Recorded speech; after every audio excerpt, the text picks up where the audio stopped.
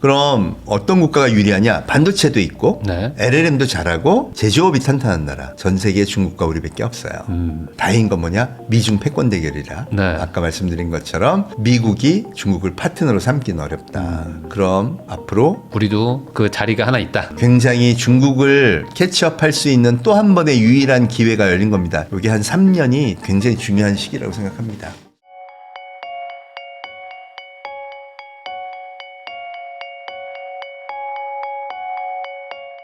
최재봉 교수님하고 이야기 나누고 있는데요. 그 아까 말씀해주신 것처럼 결국에 이제 한국에도 이게 AI가 뭐 단순 그 인공지능뿐만 아니라 거기서 파생되는 상품이나 실물들로 분명히 우리도 이득을 볼 부분이 많다. 이런 네, 얘기가 맞습니다. 지금 해주셨잖아요. 거기다가 이제 현 정부가 이제 AI 강국을 만들겠다 하면서 이제 대규모 투자도 예고를 하고 있고, 네. 뭐 GPU도 뭐 국가 돈으로 사주겠다. 뭐 이런 얘기들도 나오고 있는데 네. 인공지능 그 LLM 쪽으로 접근하는 거에서의 경쟁력도 있을까? 어떻게 보세요? 지금 가장 최근에 그 Artificial Analysis라는 그 이제 LLM의 실력 경쟁하는 네.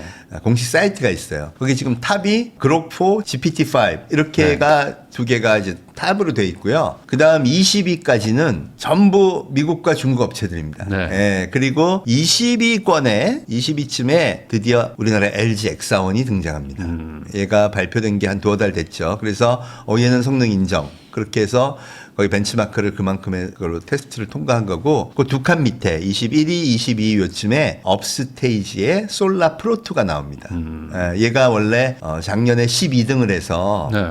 일론 머스크가 한국의 업스테이지에 괜찮아 막 이렇게 얘기했던 기업이기도 해요. 그리고 24위에 드디어 다른 나라 프랑스의 미스트랄이 나옵니다. 네. 프랑스의 미스트랄이 우리보다 훨씬 좋다 그랬고, 생성형 AI 초기에는요, 얘네께 뭐 세계 탑5 안에 들어 뭐 이랬어요. 그런데 그 사이에 순위가 이렇게 된 거예요. 그러니까 이렇게 보면 LLM은요, 그냥 미국, 중국 판이야. 네. 그러니까 넘사벽이야. 거기는 아예 규모가 비교가 안 돼요. 근데 한국이 상당 수준 올라온 거죠. 한국이 어떻게 그렇게 할 수 있었지? 옛날에 투자도 안 됐는데. 그리고 이게 돈이 엄청 많이 듭니다. 네. 그 LLM이라는 것 자체가 개발이 끝나면 그냥 코딩이 완료되면 끝나는 게 아니라 전 세계의 지식 데이터를 학습해야 되잖아요. 이 학습이 끝나고 나면 테스트가 가능해요. 근데 이 학습하는데 얼마나 많은 계산이 필요하느냐? 보통 한 기본 80억. 네. 그게 GPU 사용비입니다. 그래서 LLM을 개발하려면 GPU 가득한 데이터 센터가 필요한데, 네. 그걸 우리 지금 정부에서 한 10만 대부터 일단 만들자. 그거 하면서 운영하고 뭐 하고 하는데 100조가 든다. 뭐 이런 얘기를 하고 있는 거죠. 거기에 그뿐인가요? 전기 인프라 돼야죠. 그렇죠. 뭐 어마어마한 돈이 들어요. 미국이 100만 대. 그게 스타게이트 프로젝트 700조짜리입니다. 네. 어쨌든 그게 있어야 우리나라 뭐 의료 데이터를 학습해서 AI 닥터를 만들고, 학습 데이터 학습해서 AI 과외 선생님 만들고 다 할 수 있는 거거든요. 그리고 모든 기업이 한 번 할 때마다 80억씩 드는 네. 그거를 밑도 끝도 없이 돈 들여가지고 만들 수가 없잖아요. 이미 네이버가 2조 들이고 나서 손들었고, 카카오가 4천억 들이고 손들었으니까. 그래서 국가적 지원이 필요하다고 하는 거고, 그 싸움에서 우리가 앞으로 계속 잘 나갈 수 있느냐? 미국, 중국한테는 안 되죠. 근데 미국, 중국이 발표하는 걸 잘 보고 배우면서 세계 3등의 LLM 역량을 계속 키워나가는 거는 조금 유리해요. 왜 그러냐? 일단 GPU 만드는데 반도체 필요하죠. 네. 전 세계에 GPU에 납품하는 국가가 우리, 대만, 미국밖에 없어. 네. 프랑스니 뭐 할 유럽이니 수도 여기 없죠. 일본도 아무도 없어요. 네. 그럼 우리 좀 유리하고, 그다음 데이터 학습권이 중요합니다. 유럽이 왜 못하느냐? 일본이 왜 못하느냐? 플랫폼이 없어요. 그러니까 데이터 주권이 없죠. 네. 그러니 학습할 데이터가 없으니까 이거를 하는데 한계가 있는 거예요. 근데 우리 네이버, 카카오 덕분에 고유의 데이터 플랫폼이 있고 수십 년간을 그걸 모아온 겁니다. 그러니까 데이터 핸들링도 인력도 굉장히 많고, 네. 실제로 생성형 AI 세계 세 번째로 발표한 게 네이버의 하이퍼클로바예요. 네. 그래서 그런 관점에서 보면 우리나라가 이 세컨 티어에서는 그래도 굉장한 경쟁력을 가질 수 있다. 그 세 번째가 뭐냐? 개발하면 뭐합니까? 써야죠. 네. LLM을 저렇게 열심히 개발한 이유는 챗 GPT를 이길 수는 없을 것 같아요. 그런데 이 LLM의 성능이 뭘 결정하냐? 이 휴머노이드 로봇의 성능을 결정하고, 자율주행차의 성능을 결정하고 또 다양한 우리의 뭐 의료 서비스 이걸 이제 버티컬 AI라고 하는데 그 AI 서비스들의 퀄리티를 결정하게 됩니다. 네. 그러니까 LLM에 저렇게 난리가 나는 거죠. 결국 우리가 이 LLM을 제조업에 탑재하게 되면 피지컬 AI 분야에서는 굉장히 큰 영향을 발휘할 수 있는 겁니다. 그럼 어떤 국가가 유리하냐? 반도체도 있고 네. LLM도 잘하고 그다음 제조업이 탄탄한 나라. 네. 전 세계에 중국과 우리밖에 없어요. 중국이 앞서가죠. 네. LLM도 앞서가고 제조업의 역량도 앞서가는데 다행인 건 뭐냐? 미중 패권 대결이라. 네. 아까 말씀드린 것처럼 미국이 중국을 파트너로 삼기는 어렵다. 그럼 앞으로 우리도 그 자리가 하나 있다. 맞습니다. 우리가 그 제조업 기반의 네, 그렇죠. 그러면 여기서 궁금한 거는 이 AI라는 건 승자 독식을 할까봐 지금 모든 빅테크들이 막 돈을 막 퍼붓고 있는데 맞습니다. 3등이라는 개념도 살아남을 수 있는 건가요? LLM 하나로 본다면 그 서비스 하나로 본다면 어렵죠. 그런데 결국 인터넷 시대도 어떻게 되냐면 서버 기술이 뛰어나다고 그 기업이 다 독식한 거 아니잖아요. 검색 엔진이 뛰어나다고 구글이 다 독식한 건 아니란 말이에요. 우리가 네이버가 살아남은 이유가 있고 카카오가 살아남은 이유가 있듯이 결국 고객이 진짜 원하는 버티컬한 서비스를 잘 개발한다면 생존 가능성이 이 소프트웨어 분야, 플랫폼 분야도 있고요. 무엇보다 강력한 거는 결국 하드웨어와의 연결되는 피지컬 AI 분야에서는 제조업이 뒷받침이 돼야 되는데 그 역량을 이끌어 주려면 결국 투자가 일어나야 되는데 미국의 입장에서는 그게 없으니 동맹이라거나 한국과 파트너십을 잘 맺는 게 중요하고 그게 우리한테는 굉장히 중국을 캐치업할 수 있는 또 한 번의 유일한 기회가 열린 겁니다. 참 아이러니하죠. IMF 이후에는 네. 중국 성장에 편승해서 우리가 또 제조업이 컸는데 네. 이제는 중국이 우리를 뛰어넘어서 위협적인 존재가 되니까 이번에는 미국을 타고 또 이제 그걸 넘어갈 기회가 왔다. 이렇게 볼 수 있다는 겁니다.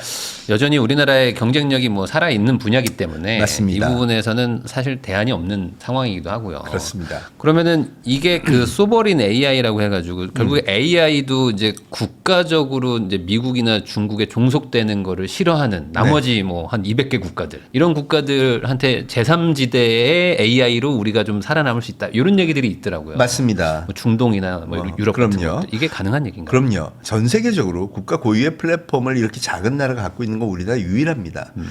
그나마 뭐 중국이나 미국처럼 플랫폼 큰데 가능하고요. 아마 뭐 앞으로 보면 인도도 가능하겠죠. 근데 그렇지 않은 나라의 입장에서 보면 네. 일본도 자기네 이제 없죠.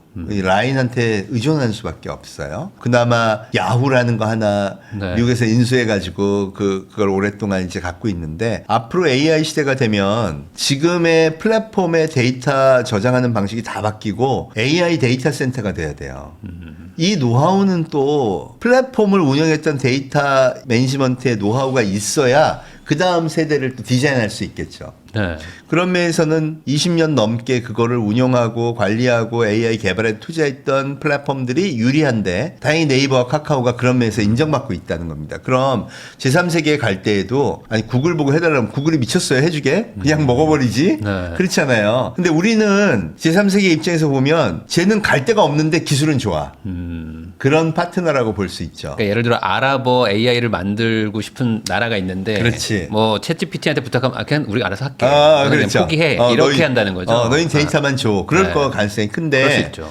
그러지 말고 기술도 좀 가르쳐 주면서 우리가 기술 이전하면서 방위산업하고 비슷해요. 네. 그러면서 너희 앞으로의 미래를 위해서 좀 해줄게 인력 양성도 같이 해줄게라고 양보할 수 있는 건 뭔가 그런 빅테크에 비해서 좀 자기도 좀 바라는 게 많은 네. 그런 기업들의 가능성이 크니까 충분히 저는 가능성이 있다고 봅니다. 이게 소버린 AI를 안 할 수가 없는 게요. 예를 들어 뭐 문화적으로 뭐 독도의 영유권을 나중에 일본이라 그런다. 네. 고구려는 중국이라 그런다. 이것도 매우 중요한 이슈이기도 하지만 더 중요한 것들이 있습니다. 예를 들어 우리나라 건강검진에서 의료 데이터 있죠. 네. AI 닥터를 개발하려면 그거 학습해야 되죠. 근데 우리가 없어. LLM이 뭐 인프라도 없고 아무것도 없어. 그러면 다 어떻게 해야 돼요? 뭐 중국이든 미국에 줘야 줘야 되는 되는 거죠. 거죠. 네. 그럼 그 순간에 그 중요한 자산이 다 걔네 거가 됩니다. 네. 걔들이 아시아의 모든 데이터가 여기 다 있네. 이걸로 아시아 AI 닥터 개발해서 해야겠다. 끝나는 거예요. 소브린 AI가 있으면 네. 우리 서버에서 그 어마어마한 데이터 20년이 넘는 건강검진 데이터를 학습하면 적어도 제가 존스 홉킨스 대학교 의대 학장님이 저한테 조언을 해준 건데 네. 너희는 그 데이터 학습하면 40억 아시아의 AI 닥터 시장은 너네가 다 먹는다. 이렇게 건강검진 많이 하는 나라가 없다는데요. 없어요. 네. 있을 수가 없어요. 네. 거기다가 MRI, CT의 그러니까요. 사용 비율 세계에서 제일 높아요. 의심이 많잖아. 신약 개발 이런 거 하기도 너무 좋고. 너무 좋고. 그러니까 그걸 하려면 독자적인 LLM을 가지고 있어야 되는 겁니다. 그러려면 물론 미국 것들을 잘 보고 카피해서 레벨업을 시켜야 되는 거지만 지속적인 소버린 AI의 확보는 굉장히 중요하다는 겁니다. 그리고 그 앞으로 소버린 AI 하기를 위한 국가의 독립적인 AI 데이터 센터 설립하는 것도 굉장히 중요한 투자가 될 수 있다는 거죠. 그래서 그런 관점에서 보면 그게 되고 나면 아시아 중동한테 이렇게 얘기하는 거죠. 야, 우리 아시안을 기반으로 한 AI 닥터 개발하는데 너에 관심 있냐? 이것도 가능하죠. 네. 그래서 향후에 앞으로의 산업 발전을 위해서도 굉장히 중요한 지금 소버린 AI 투자라고 저는 생각을 합니다. 그럼 여기서 저 궁금한 게 아까 스타게이트 프로젝트가 이제 700조를 들여서 뭐 네, 100만 네. 장을 산다. 근데 우리는 뭐 우선은 한 10만 장 정도 확보한다. 그러면은 뭐 개수로 보면 10분의 1인데 성능이 10분의 1이 되는 거는 아닌 건가요? 어느 정도 좀 따라갈 수는 있나요? 미국은요 돈도 많고 하니까 해보고 싶은 거 다 해봐 하는 수준으로 퍼붓는 거예요, 지금? 막 퍼붓는 거예요. 그래서 원래 그렇게 해서 걔들을 스피드오버 네. 너무 지나치게 많이 연구했던 것들이 어디서 또 터질지 모른다 하는 식으로 가는 거지만 우리는 패스트 팔로우잖아요. 네. 그러니까 쟤네가 성공한 거를 딱 따와가지고 거기에서 그 전문 분야별로 AI를 개발하는 쪽으로 전략을 삼는 게 저는 옳다고 봅니다. 그리고 끝단에는 항상 수요처가 있어야 돼요. 네. 얘들은 수요처 없이 하거든요. 원래 세계에서 처음으로 뭘 하는 거는 그렇죠. 낭비도 많고 네. 그런 법입니다. 근데 대신 우리는 그럴 만큼의 자본 여유가 없기 때문에 좀 수요처가 있는 상용화가 분명히 좀 가능한 영역에서 뭔가 좀 성과를 내야 그 다음에 아직 가보지 못한 데를 또 갈 수 있는 여력이 생길 거라고 생각합니다. 그러면 지금 어쨌든 현 정부가 임기 이제 4개월 차이긴 한데 이제 뭐 비서진 구성이나 이런 거 보면 AI 좀 진심으로 하는 것 같아요. 맞습니다. 지금 방향은 괜찮은 건가요? 지금 어떻게? 저는 일단 그 하정우 수석 같은 경우 저하고도 뭐 AI 업계에서 많은 같은 일을 했었는데 이렇게 보면 방향성은 잘 잡고 있는 것 같아요. 그래서 전문가이기도 하고 워낙 오래 했었고 그래서 큰 틀에서는 그 AI 정책은 제대로 가고 있을 거라고 저는 생각을 하고 있고 아마 소버린 AI에 필요한 전문가가 그래도 뭐 데이터 센터부터 시작해서 어떻게 해야 된다는 거에 대해서는 제일 명확하게 알겠죠. 이렇게 정치인이 드라이브를 거는 게 아니라 그런 사람들이 이끌고 있다면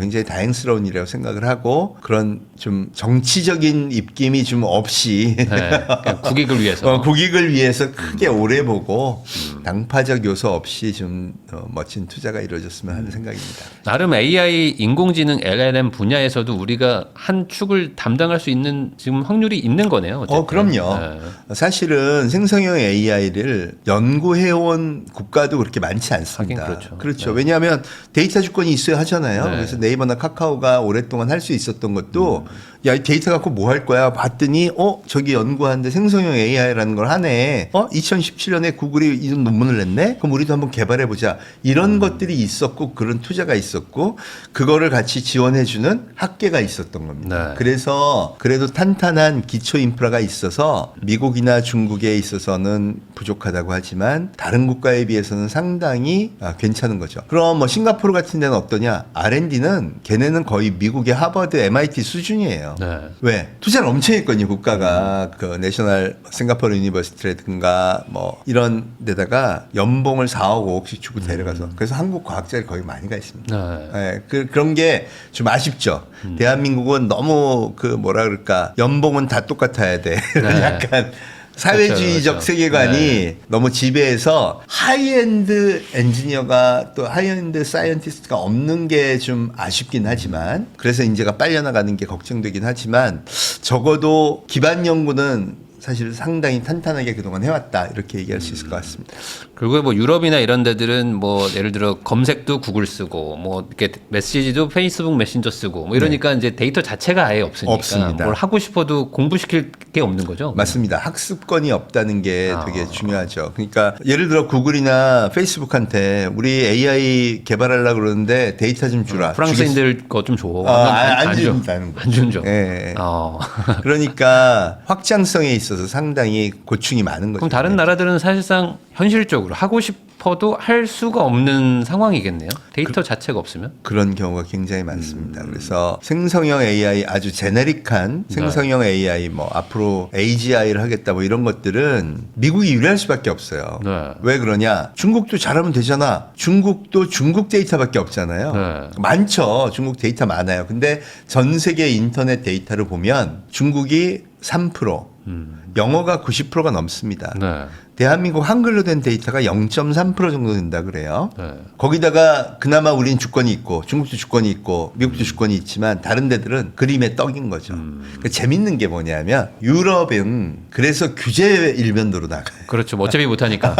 어차피 못하니까. AI 나왔다 그러면 규제하는 거예요. 그게 왜 그런가 봤더니 그 유럽이 자기 반성 보고서를 썼는데 네. 20년 동안 규제만 강화한 거예요. 네. 디지털을 전환을 못하도록. 근데 우리나라도 그렇잖아요. 우버 불법이고 에어비앤비 불법이고 이러다 보면 혁신을 하고 싶은 사람은 아씨 안 되겠다 그러고 미국으로 갈 거 아니에요.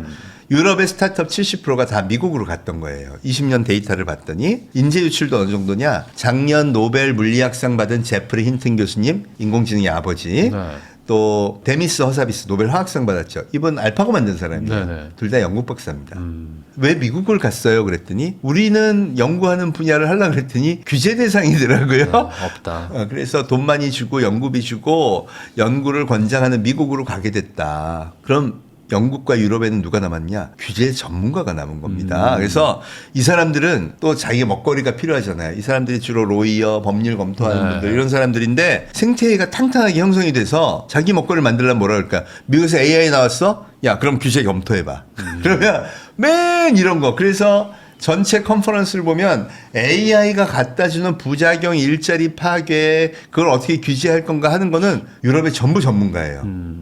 근데 그러다 보니까 어떻게 됐냐? AI의 미래가 없어지는 겁니다.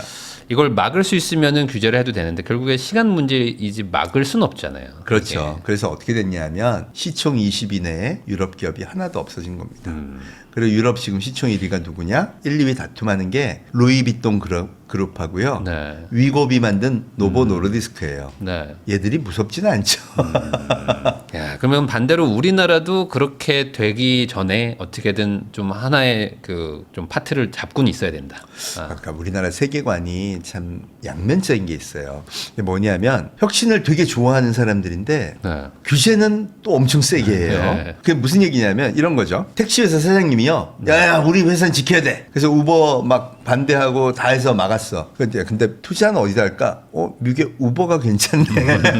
약간 그런 마음이다. 마음이 다 있는 거예요. 그러니까 다 규제로 기성세대가 갖고 있는 생태계를 잘 보호하려고 하면서 실제 자식은 미국으로 보내고 이런 현상이 어떻게 보면 좀 이제 그 간격을 좀 좁혀야 되지 않나 하는 생각입니다. 나쁘다고는 할 수 없어요. 왜냐하면 대한민국에서 AI 들어와서 좋아할 사람이 몇 프로겠어요. 네.